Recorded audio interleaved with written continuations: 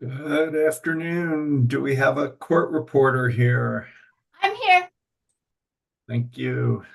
Um, Good afternoon. We are now on the record. Today is Thursday, July 25th, 2024. It's 4 p.m. This is a public comment hearing and proceeding number 24AL-0049G, Public Service Company of Colorado's request for a rate increase for its gas customers. I'm Eric Blank, the chair of the Public Utilities Commission. Can my colleagues introduce themselves for the record? Hey there, I am Tom Plant of Public Utilities Commission. Good afternoon, Commissioner Megan Gilman.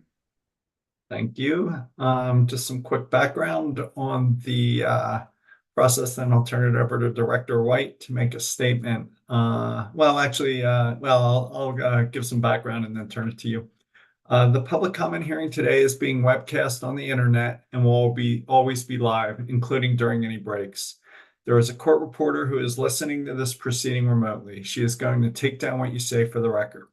This comment hearing is formal, like a court proceeding, and we ask that the audience be respectful of the speakers that comment today. In our role as commissioners at this stage of the process, counsel has advised us to avoid answering questions or responding to statements.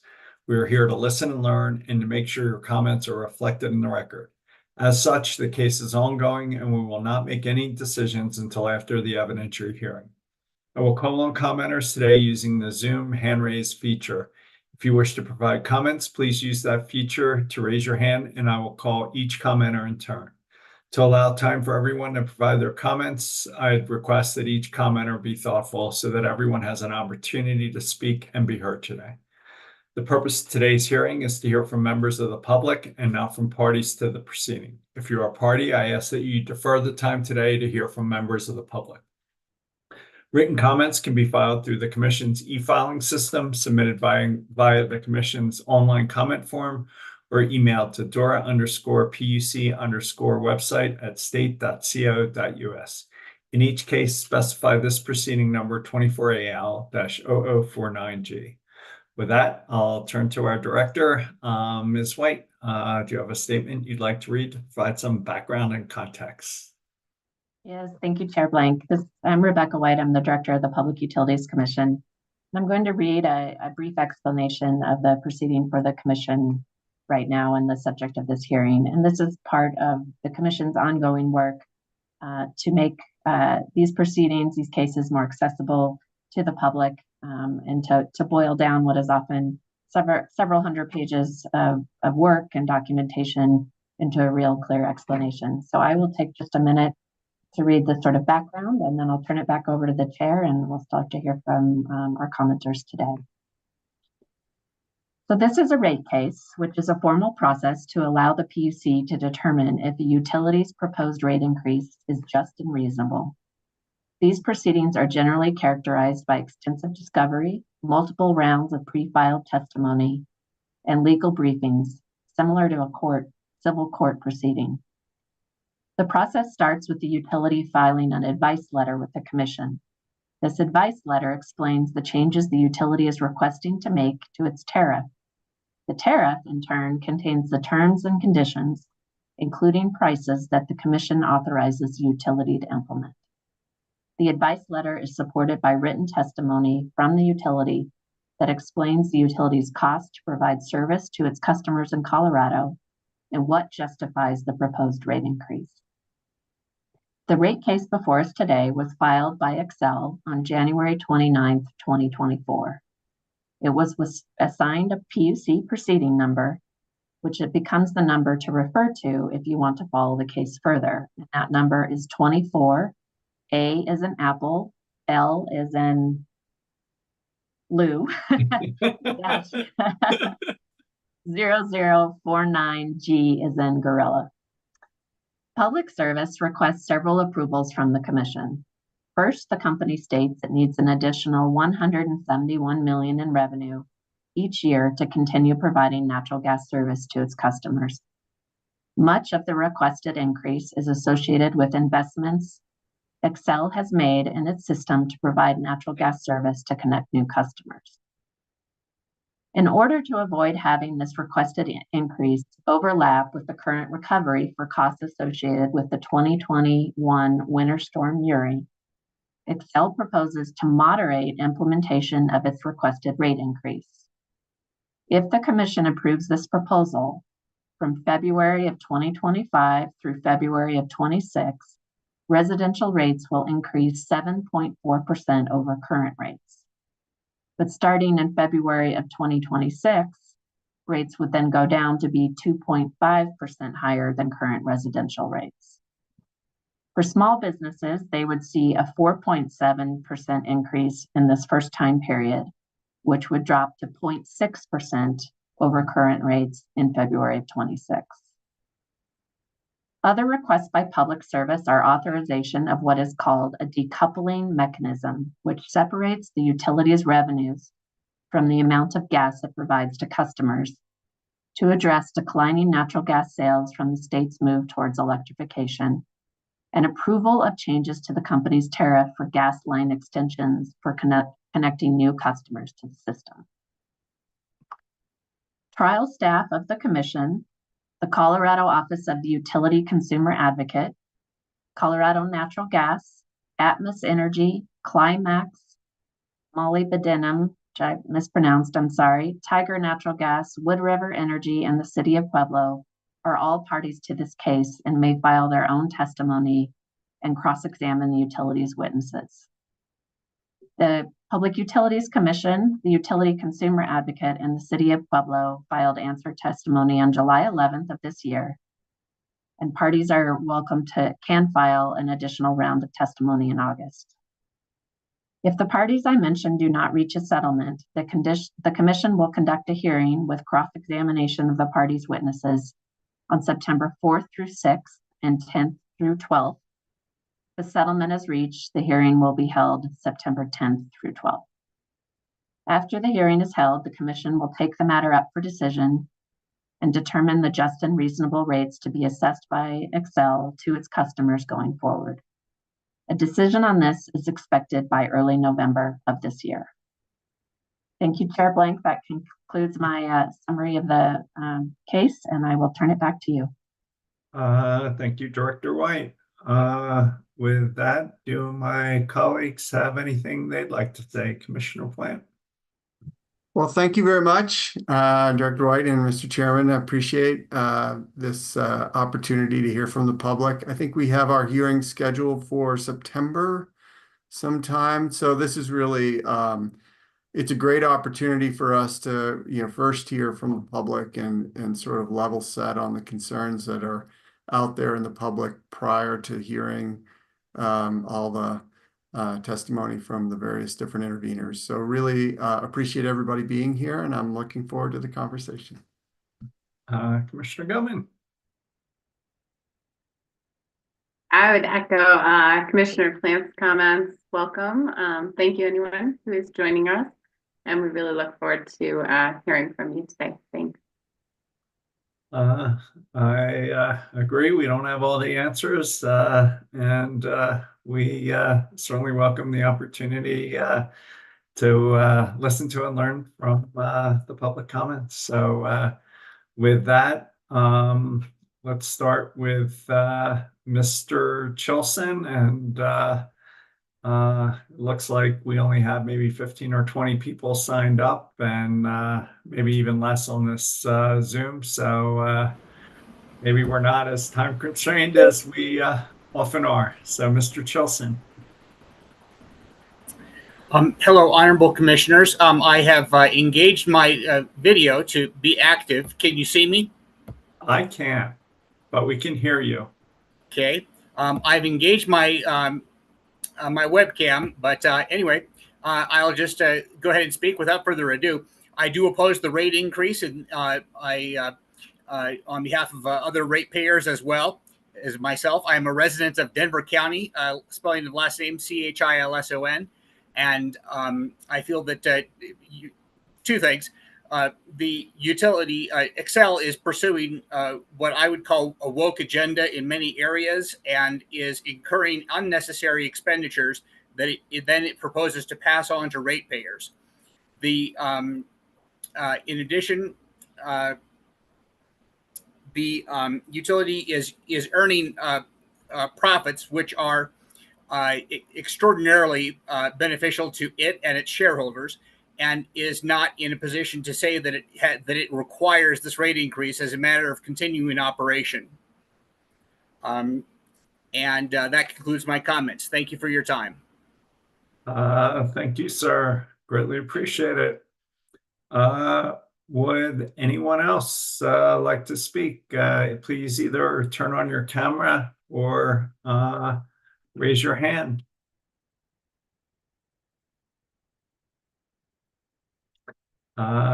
Ms. Greathouse. Yes, sorry. I'd like to speak. I do oppose the rate increase just because we've had several rate increases, and I mean, I'm feeling it. I remember just in the last year, my light bill, I live in a 4-bedroom, 2.5 bath house. My light bill went from $67 to like $150. I was fine with the $150. Then it went from $150 to $200, anywhere from like $200 to $300.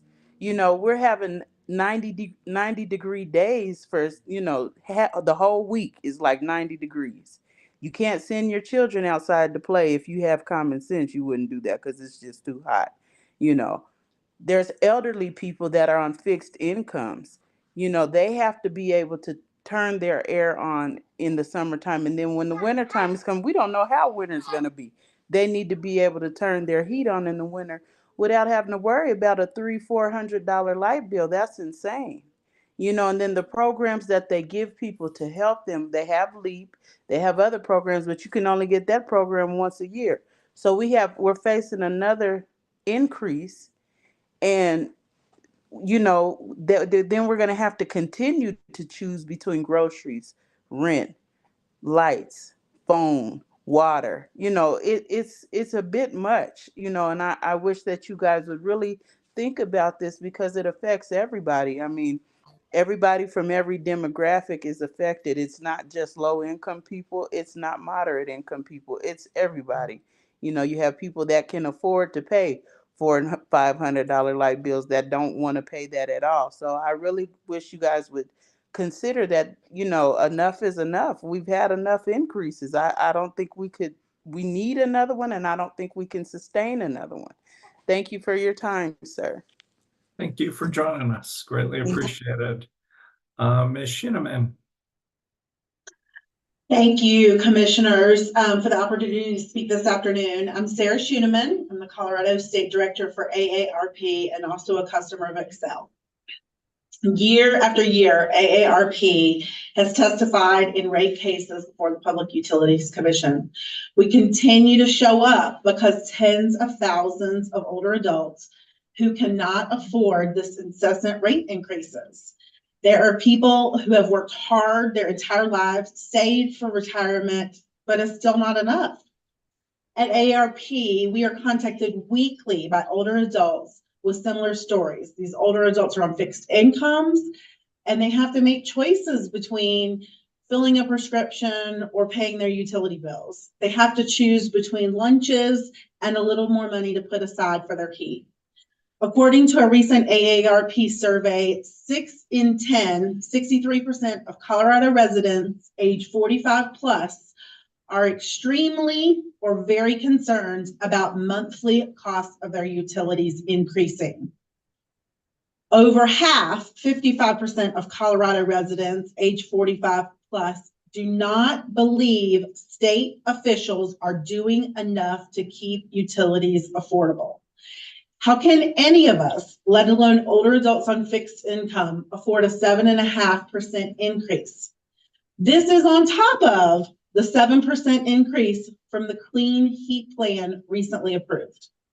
You, as the commission, have the authority to prevent this. Commissioners, I am asking you to please consider the impact of these increases that they will have on older Coloradans when you're making your decision. Thank you. Thank you. Greatly appreciate it. Is there anyone else who'd like to speak?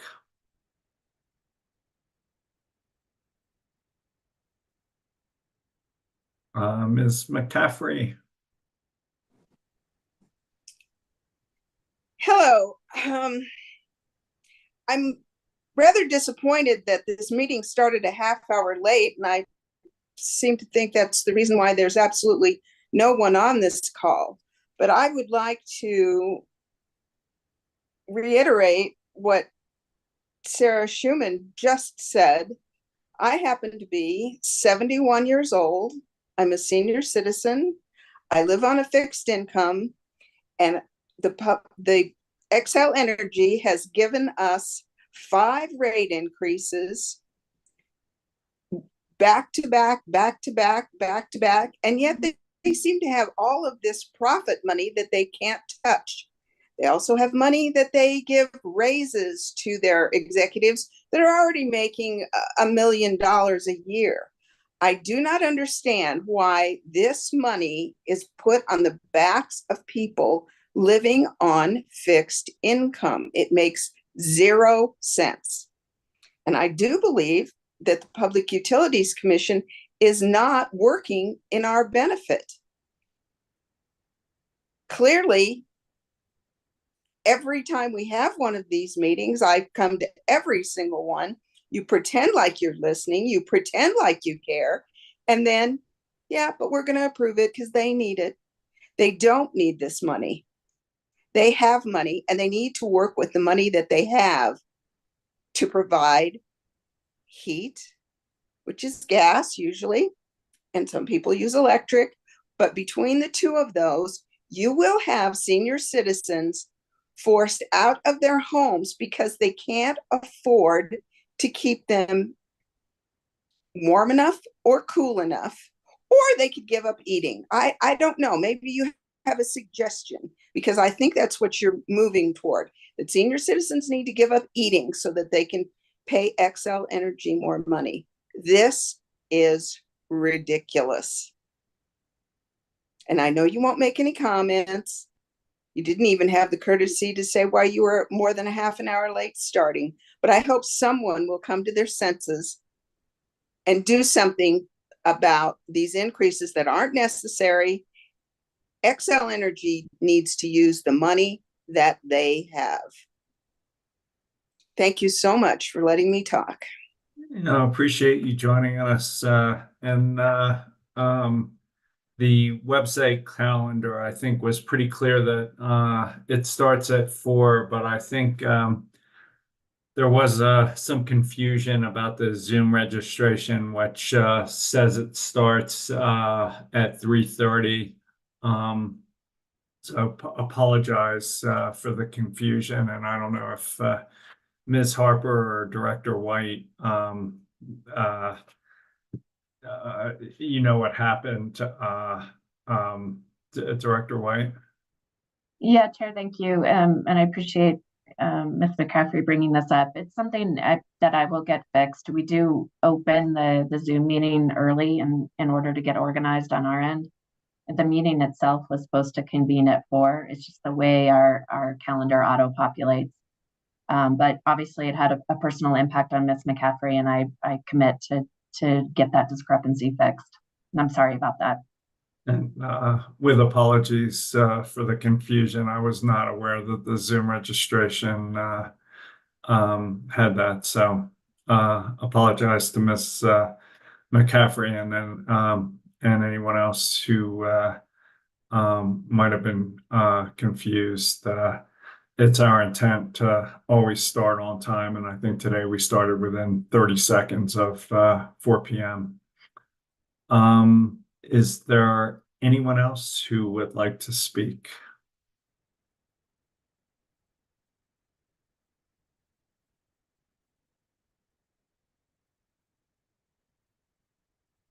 Mr. Fiedler. Hi, yeah, can you hear me okay? We can.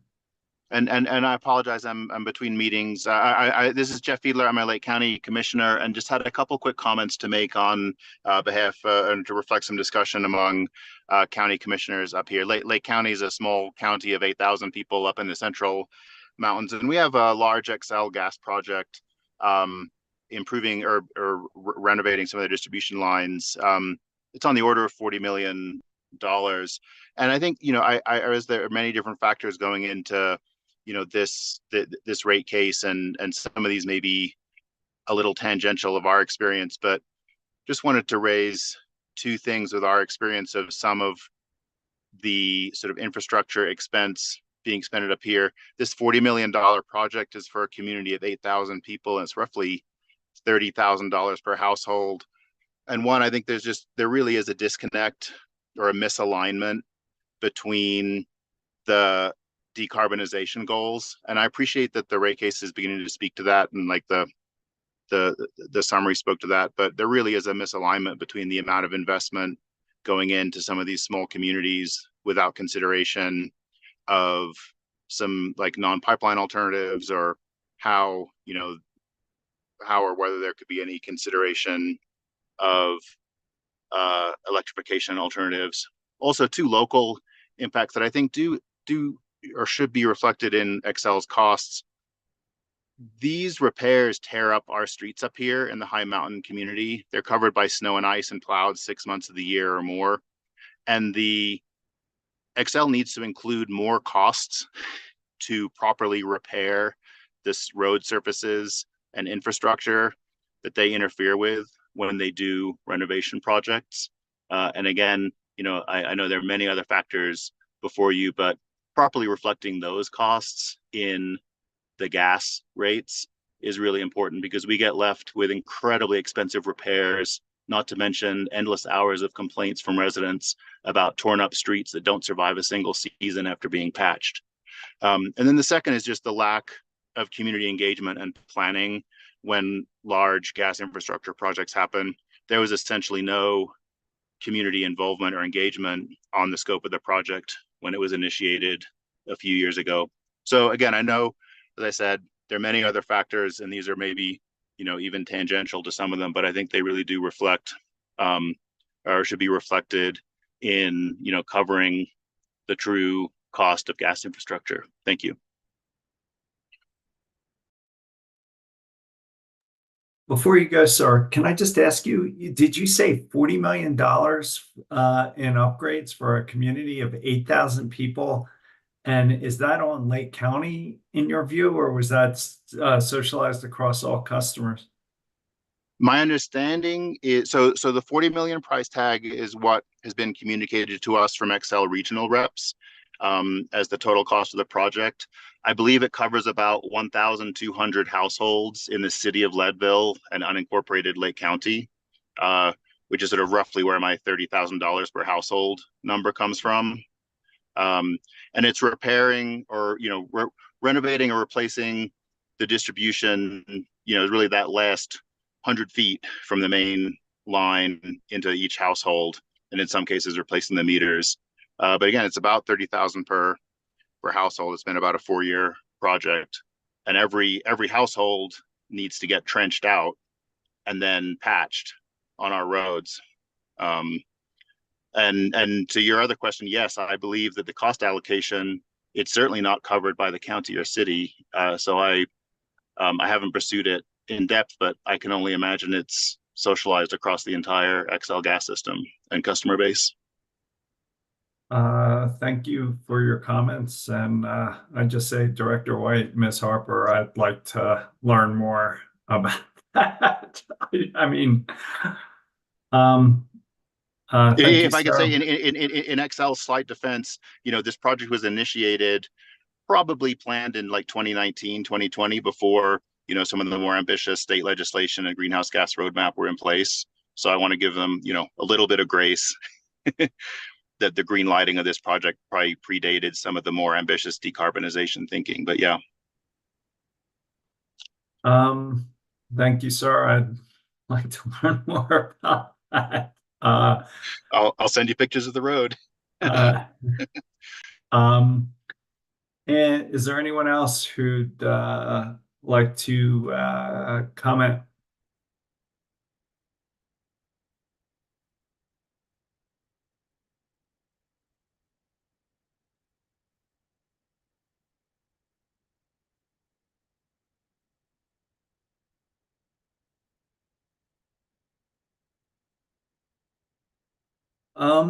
I guess I'd request the team put up a notice saying that we'll be back at say 5 p.m. and we'll take a break until 5. Does that work for you, Miss Harper? Yes, that's a great way to proceed. All right. Let's take a break and we'll come back at 5 p.m.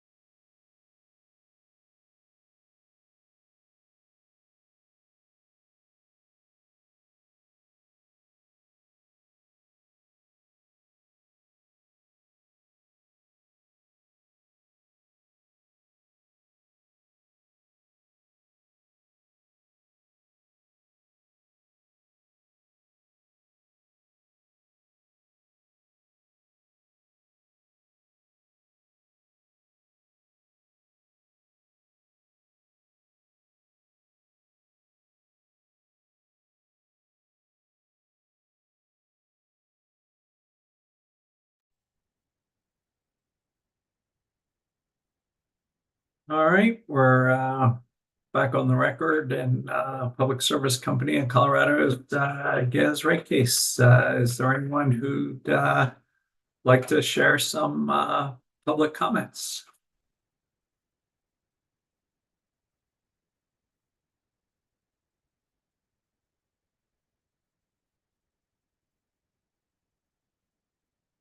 And just so you guys know, I spoke with council during the break and asked them to look at putting this gas rate case on the agenda for the next CWM to see if we can ask staff in the company for more information on that Lake County project.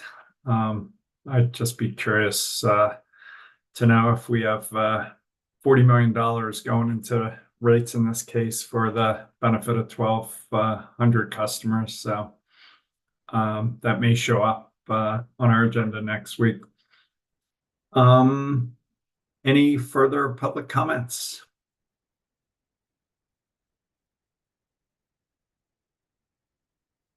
All right, Ms. Harper, I'd suggest we take a break till say 5:40, and if no one's interested at 5:40, we adjourn. Would that work for you?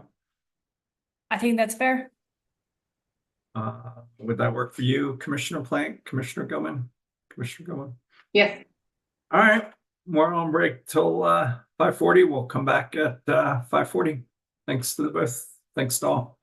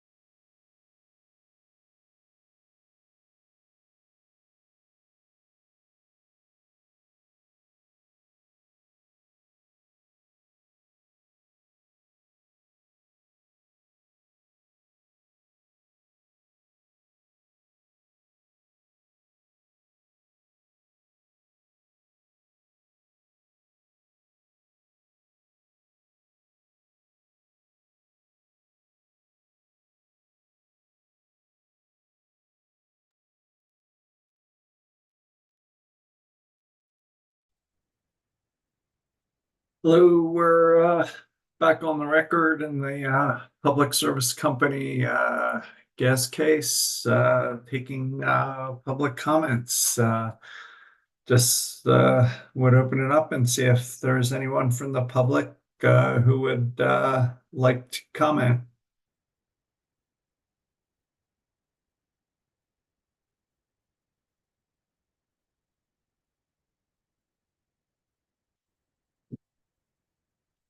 Ms. McCaffrey. Yes, my comment is that I'd just like to correct the public hearing minutes. You said that I was confused that the meeting started at 3:30, and I went back and opened the invitation, and the invitation clearly says Thursday, July 25th, 3:30 to 6:30. Nowhere does it say log in 3:30, meeting starts at 4. So I just wanted to let you know that even though I'm a senior citizen, I was not confused. Your invitation said 3:30.